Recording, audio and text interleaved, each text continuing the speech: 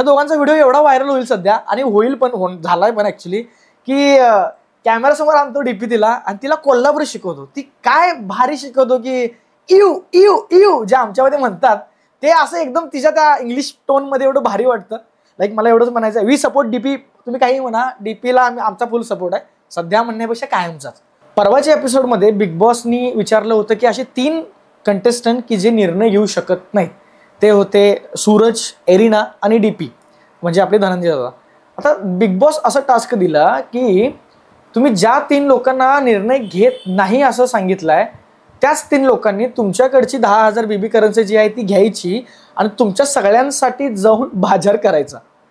म्हणजे ती लोक सगळेजण या लोकांना निर्णय घेऊ शकत नाही म्हणून नॉमिनेट केलते. आता यांचं सगळ्यांचा बाजार हे ह्यांच्या निर्णयाप्रमाणे करणार आहेत बिग बॉस. आता काय बोलू आता, पण ते गेले निर्णय घेतल्याप्रमाणे, ते गेले बाजार करायला. होप की तिथं डीपी दादा होता, बिकॉज सूरज आणि एरिना त्यांना एवढं नाही कळत सध्या की काय घ्यायला पाहिजे काय नाही घ्यायला पाहिजे. पण होप की बाबा तिथं डीपी दादा होता म्हणून डीपी दादा पेनानं टिक टिक टिक करून सगळ्या गोष्टी घेतला. भेंडी ह्याव त्याव असं तसं ह्याव त्याव. त्यामध्ये एक किस्सा झाला. त्यामध्ये किस्सा असा झाला की सूरज पहिल्यांदा जरा खुल्ला म्हणजे असा खुल्ला की त्याला एरिनाला हाक मारायचं होतं ऍक्च्युली.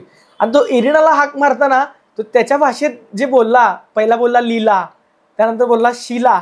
डीपी म्हणतो अरे लीला शिला नाही, एरिना इलिना. म्हणजे ते एक किस्सा झाला. आणि त्यानंतर मग बाजार सगळा घेतल्यानंतर ते सगळे परत आले. तेव्हा बाहेर बसलेल्या लोकांची बुद्धिमत्ता चालू होती की अरे हे घ्या, अरे ते घ्या.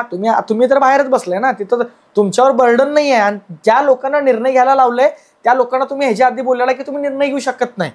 म्हणजे राजकारण बघा कसं असतं बिग बॉसचं. मग ते सगळे बाजार वगैरे करतात. बाजार वगैरे करून ते परत येतात. आल्यानंतर सगळं व्यवस्थितपणे विल्हेवाट लावतात बाजारांची. त्यावेळी बिग बॉसनं त्यांना एक शिक्षा दिलेली असते, पनिशमेंट दिलेली असते की कोणीही बेडवरती बसणार नाही.